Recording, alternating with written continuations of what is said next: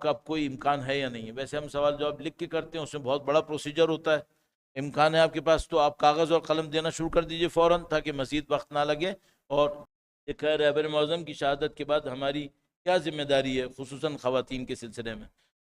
2-3 points عرض کروں گا. پہلا پوائنٹ یہ ہے کہ آپ کی اور ہماری معنوی ڈیولپمنٹ میں کوئی بڑا قدم ہو جو آپ نے اٹھایا ہو قطعاً. مثال کے طور پر بالکل سادہ ترین اگر باتیں کہوں، مثلا میں روزانہ 1 صفحہ قرآن پڑھتا تھا، سگنیفیکنٹلی بڑھا دوں.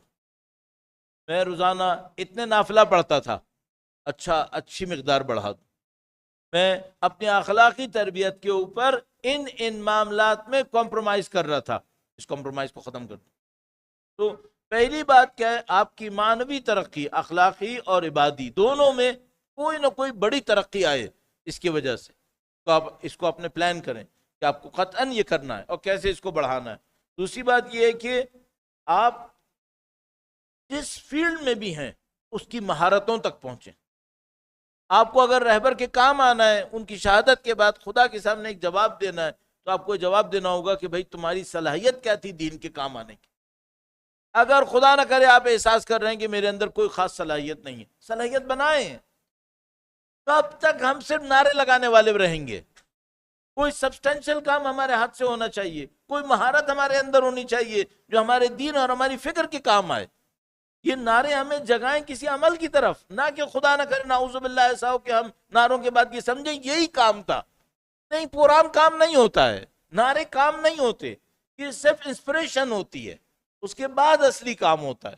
بدقسمتی سے ہم لوگ ایک بہت بڑی گیدرنگ کرتے ہیں، مثلا اس کے اندر 5 لاکھ لوگ آ گئے، ہم سمجھتے ہیں یہ کام تھا. نہیں، یہ کام نہیں تھا. اس سے لوگوں نے انسپائر ہو کر کوئی کام کرنا تھا. وہ کام کیا ہوا؟ تو آپ کی عبادتی کاموں کے اندر کوئی چیز آگے بڑھے. دوسرا مسئلہ آپ کا علمی ترقی. اگر آپ نے اپنی علمی ترقی میں، تفسیر میں، اخلاق میں، عبادات میں علمی ترقی نہیں کی، آپ کیسے اس عزت کی کام آ سکتے ہیں؟ کیسے میں کام آ سکتا ہوں؟ تو آپ کی عبادات کے اندر، آپ کے اخلاق کے اندر، آپ کے علم کے اندر، علم دین کے اندر ترقی ہونی چاہیے. کیا ترقی حاصل کی آپ نے شہادت سے لے کے اب تک؟ اس کو اپنے آپ سے پوچھئے. اور اگر نہیں ہوئی ہے تو اب کم سے کم پلان کر لیں تاکہ خدا کے سامنے جواب دے سکیں. دوسری بات مہارتوں کی ہے. دنیا کے اعتبار سے کوئی مہارت آپ کے پاس ہونی چاہیے، وہ مہارت جو آپ کے بندوں کے کام آ سکے. میں بہت سارے بہت اچھے جوانوں کو دیکھتا ہوں، وہ کسی ایسی فیلڈ کو لے کے بیٹھ جاتے ہیں جس میں سوائے ظالموں کے کسی کے کام نہیں آتے. یہ کون سی مہارت حاصل کی جو صرف ظالموں کے کام آتی ہے؟ کیوں ایسی مہارت حاصل نہیں کی جو مظلوموں کے کام آتی؟ مہارت کو حاصل کرو. تیسری بات جو مجھے سمجھ میں آئی، کوئی بھی شخص یہ کوشش نہ کرے کہ میں گوشہ نشین ہو کر خود علیحدہ سے کچھ کر لوں گا. یہ ہمیں کنیکشن میں رہنا ہے.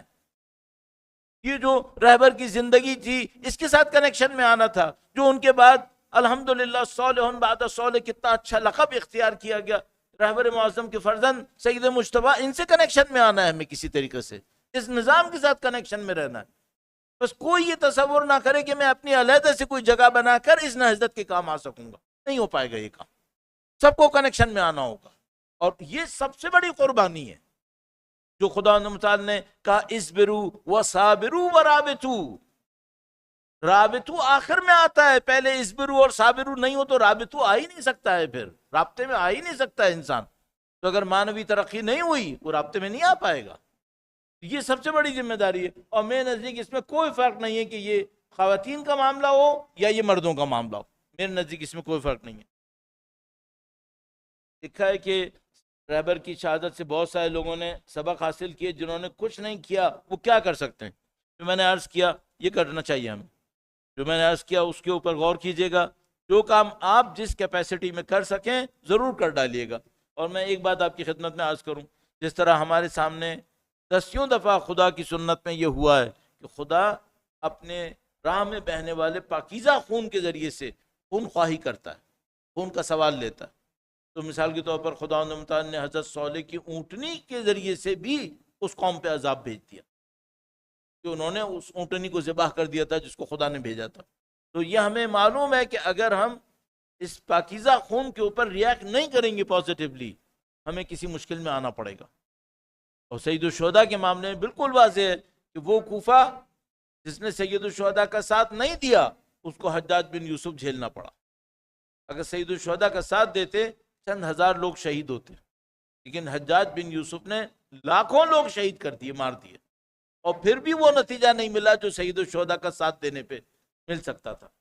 تو اگر ہم اس موقع کے اوپر اپنے اندر وہ مناسب موومنٹ نہیں چلائیں گی تبدیلی کے لیے، پھر مجھے نہیں پتا ہم کس مصیبت میں پھنسنے والے ہیں.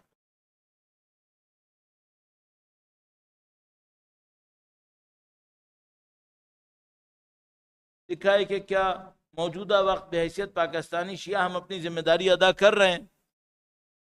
کیا میرے کہنے سے کہ کر رہے ہیں یا نہ کر رہے ہیں کوئی فرق پڑنا ہے کیا؟ اگر کر بھی رہے ہیں تو بہتر نہیں کرنا کیا؟ اور اگر نہیں کر رہے ہیں تو کیا کرنا شروع نہیں کرنا ہے؟ تو مجھے بعض اوقات، میں کوئی منفی جملہ یہاں پہ نہیں کہنا چاہ رہا ہوں، حقیقت یہ میں غم کے اندر ہوں، اور جو رہبر کی تدفین کا غم ہے وہ میرے دل کے اوپر ہے اس پر. لیکن میں ایک خدمت میں عرض کروں گا ایک بار کہ ایک دوسرے کے خلاف محاذرائی بند نہیں ہوگی، ہم کسی نظام کے کام نہیں آئیں گے. ہماری سب سے بڑی مشکل یہ ہو گئی ہے کہ ہماری بہت ساری انرجیز اس پہ نہیں لگ رہی کہ میں کیا کروں، ہماری بہت ساری انرجیز اس پہ لگ رہی کہ وہ کیوں یہ کام نہیں کر رہا. اگر میں اس کے بجائے کہ میں دوسرے کو نگیٹ کرنے کے اوپر انرجی لگاؤں، اس کے اوپر انرجی لگا لوں کہ میں کچھ کر کے دکھا دوں، میں سمجھتا ہوں بہت کچھ ہو سکتا ہے. اور حتیٰ اگر سامنے والے کو نگیٹ بھی کرنا ہو تو اس کے لیے بھی اچھا ہے کہ پہلے پوزیٹو کام بڑھا دیا جائے تو اس سے اثر اچھا ہوگا. درود بھیجے.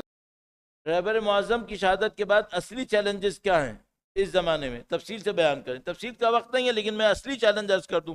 سب سے بڑا چیلنج یہ ہے رہبر نے جس پرچم کو اٹھایا اس کو باقی رکھنا، بلکہ لے کے آگے بڑھنا. واضح طور پر رہبر کی شہادت کا کم سے کم نتیجہ یہ نکلنا چاہیے کہ استکباری نظام کو اس دنیا میں شکست ہو جائے. یہ رہبر کی شہادت کا کم سے کم نتیجہ نکلنا چاہیے کہ یہ جو امریکہ اور اسرائیل کی رہنمائی میں ایک استکباری نظام دنیا کے اندر بنا ہوا ہے، کم سے کم مسلمان ملکوں کے اندر اس استکباری نظام کو شکست ہوگی. اور میں سمجھتا ہوں اس کو حاصل کرنا کوئی مشکل کام نہیں ہوگا، اور مجھے لگتا ہے کہ انشاءاللہ اگلے چند دنوں میں جیسا کہ خود رہبر نے پیشن گوئی فرمائی تھی یہ نصیب ہوگا. صرف ایک مشکل ہوگی، ہم لوگ اس کا حصہ نہیں ہوں گے یا ہوں گے، یہ مشکل ہوگی. ہمیں یہ سوچنا ہوگا جیسے میں نے عرض کیا کہ اس پیرامیٹرز پہ کام کریں تو ہم اس کا حصہ بنیں گے. خدا نہ کرے نعوذ باللہ اگر ہم اسی جدوجہد میں رہے کہ ایک دوسرے کے خلاف تنقیدی کام جاری رکھا، یا اس نے کیوں نہیں کیا وہ کیوں نہیں کیا، پھر نعوذ باللہ تعالیٰ اچھا مستقبل نہیں بنا پائیں گے. لکھا ہے باطنی قوت کو بڑھانے کا طریقہ کار. ظاہر ہے کہ ایک معنوی عمل ہے، معنوی عمل میں عرفا کے بیانات موجود ہیں، عرفا کی کتابیں بھی موجود ہیں، اس کے اوپر توجہ فرمائیں. معراج السعادہ جیسے آیت اللہ محمد تقی بہجت علی اللہ مقام و شریف کہتے تھے، معراج السعادہ پڑھیں. معراج السعادہ کا اردو ترجمہ ہے عروج السعادہ، اس کو پڑھیں، اس پہ عمل کریں. پاکستان میں اس کیسے نظام اسلامی اور نظام امامت لا سکتے ہیں؟ اگر آپ مجھ سے پوچھیں تو ظاہر ہے اس کا کوئی بلو پرنٹ ہوگا جو میرے جیسا ایک آدمی نہیں بنا پائے گا، لیکن میں اس کا ایک اوور آل پرنٹ آپ کو خدمت میں عرض کر سکتا ہوں. اگر ہمارے اندر نظام امامت جاری نہیں ہوا ہے ہم باہر دے ہی نہیں سکتے. جب تک ہمارے اندر نظام امامت جاری نہیں ہوا ہے. اچھا وہ نظام امامت کیا کہتا ہے؟ وہ نظام امامت یہ کہتا ہے کہ بتاؤ خدا سے تمہارا تعلق کیسا ہے. 3 چیزیں میں اہل بیت اطہار علیہ السلام کی ایسی دیکھتا ہوں جو دنیا میں کسی کے پاس نہیں تھا. معنوی، روحانی، وحی کی طرح علم اور جو بھی معنوی تعلق تھا وہ. دوسری بات، علم جو ان کے پاس تھا وہ کسی کے پاس نہیں تھا. تیسری بات، جو انسانوں کے لیے پرخلوص جدوجہد ان کے اندر تھی وہ کسی کے اندر نہیں تھی. میں اپنے آپ سے ایک سوال پوچھتا ہوں، ان 3 پیرامیٹرز پہ میں کہاں کھڑا ہوں؟ میرا تقوی، میرا علم اہل بیت اطہار سے تعلق، اور انسانوں کی خدمت میں میرا اثر کیا ہے؟ آپ کہہ رہے تھے پاکستان میں کیا کرنا ہے، یہ کرنے کا کام ہے. اگر میں پاکستان میں رہتے ہوئے نمبر 1 اپنی معنوی ترقی کروں اور لوگوں کو معنوی ترقی میں مدد دوں، ایک. نمبر 2، علوم اہل بیت سے میرا تعلق مضبوط ہو اور لوگوں کو اس تعلق کی طرف لے جا سکوں. نمبر 3، لوگوں کی پرخلوص خدمت کروں اور لوگوں کی پرخلوص خدمت کے لیے پلیٹ فارمز بنا سکوں. یہ وہ کام ہے جو مجھے کرنا ہے، یہ وہ کام ہے. درود بھیجیں محمد و آل محمد۔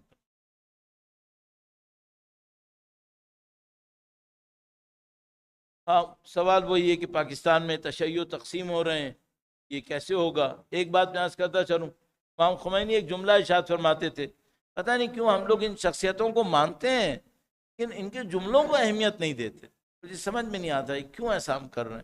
امام خمینی ایک جملہ ارشاد فرمایا انہوں نے کہا کہ 1,24,000 انبیاء کو ایک ہال میں جمع کر دو، کوئی اختلاف نہیں ہوگا، لیکن 2 نفس پرست ایک کمرے میں نہیں بیٹھ پائیں گے۔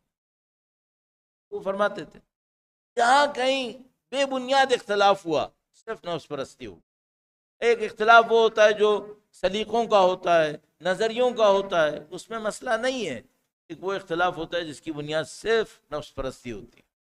اس کا علاج کوئی فلسفہ نہیں ہے، اس کا علاج کوئی سیاسی نظام نہیں ہے۔ نفس پرستی کا علاج نفس کے تہذیب ہے، اس کے سوا کوئی علاج نہیں ہے۔ بس اگر میں یہ سوچتا رہوں کہ میں نفس پرستی میں رہوں گا اور کوئی پارٹی مجھے متحد کر لے گی، نہیں ہوگا۔ وہ پارٹی ایک اور پلیٹ فارم بن جائے گی، اس کے ذریعے ایک اور اختلاف شروع ہو جائے گا۔ اور یہ آپ اور میں مسلسل پاکستان کی تاریخ میں اور دنیا بھر میں دیکھتے رہتے ہیں، نفس پرست ہوتے ہیں، وہ لڑ رہے ہوتے ہیں، پھر کوئی ایک آتا ہے، وہ ایک پلیٹ فارم بناتا ہے اور کہتا ہے میں اس پہ سب کو متحد کروں گا، پھر وہ خود نفس پرستی کا ایک اور منظر بن جاتا ہے، اس کی بنیاد پہ اور اختلافات شروع ہو جاتے ہیں، پھر کچھ عرصے کے بعد ایک اور آئے گا اور وہ اسی طرح دعوے چلتے رہتے ہیں۔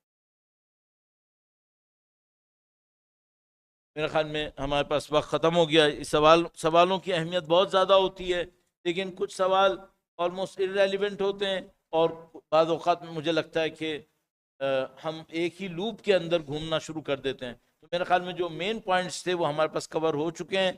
آپ کے پاس ایک عملی راستہ بھی کسی حد تک ہم نے عرض کرنے کی کوشش کی ہے، اور اگر ہم سے کوئی یہ پوچھے تو ہم کہیں گے ہم مستقبل کے بارے میں بہت زیادہ پر امید ہیں، الحمدللہ۔